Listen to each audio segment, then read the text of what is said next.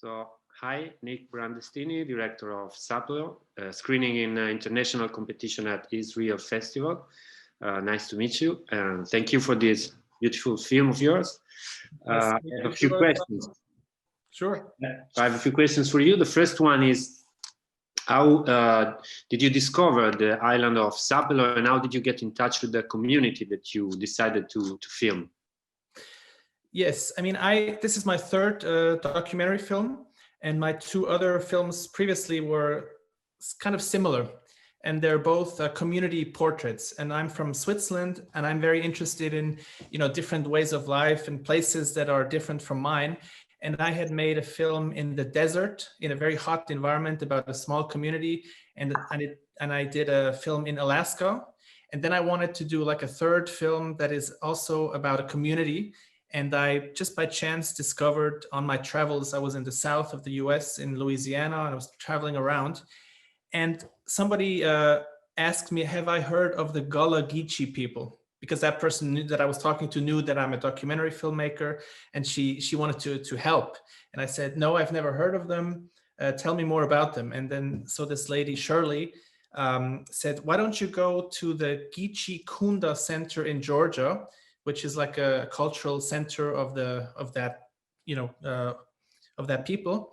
And I went there, and the owner of the place was very interested that somebody from Switzerland was coming and is interested in learning more. So he was very nice, and he connected me with Cornelia from the island, who became the main character. So this is how it all started. In terms of method, let's say, how did you work with in the relationship with them? And also, I'm very interested in to know how is the crew composed? How many of you are there to make a film like this? I mean, when I'm doing the filming, the crew is only me. It's extremely small. So I just like to work with like wireless microphones. So I don't have like people setting up with lighting and with sound. I do everything myself during the filming. I have a team that I work with later on to put the film together, story-wise. And of course, there's a composer who does the music. But for the filming, it's just me. And it's that way because I think it's more...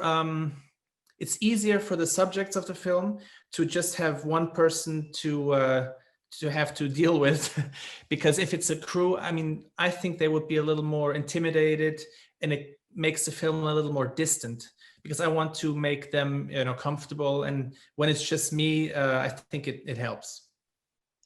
But how do you work with them, with the characters, with the people you intend to film? You explain your project.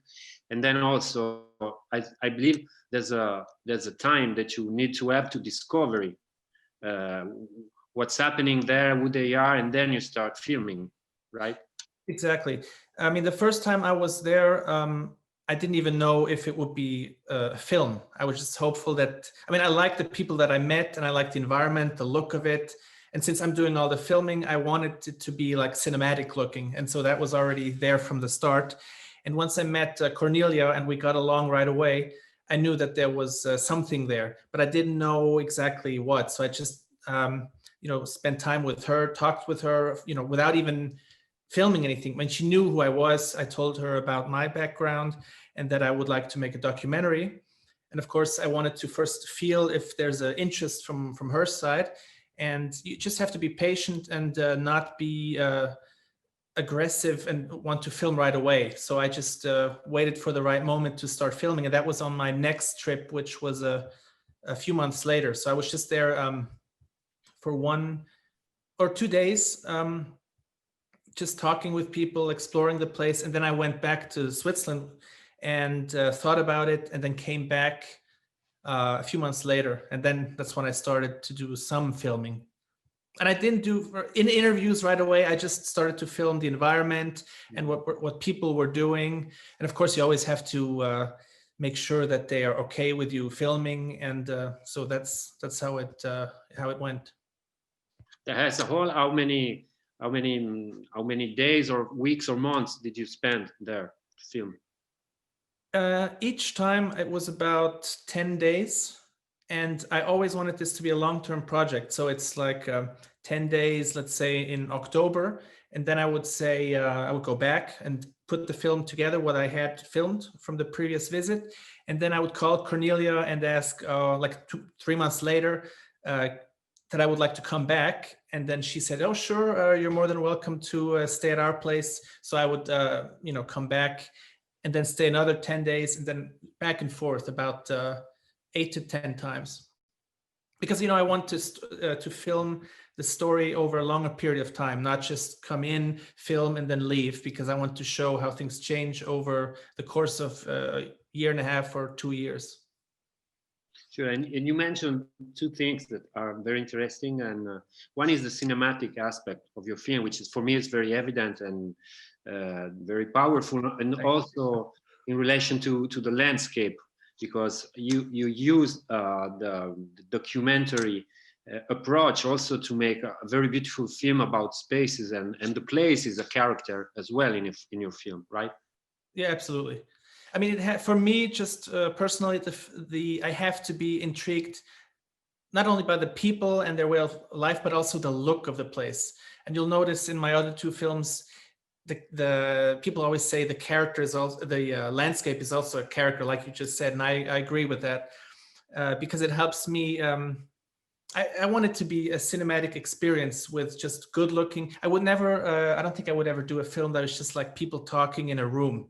So the landscape and also the land itself plays a big part in the life of these people on the island. And so it's natural that it is shown, a lot in the film. Okay, so thanks a lot for your answers and for this amazing film, SAPELO, and thank you for having me. Wish you the best, and hopefully we'll have a chance to meet finally in person next year somewhere. So absolutely, I look forward to that. All right, thanks, Alessndro. Thanks again. Okay, bye. Bye, Nick.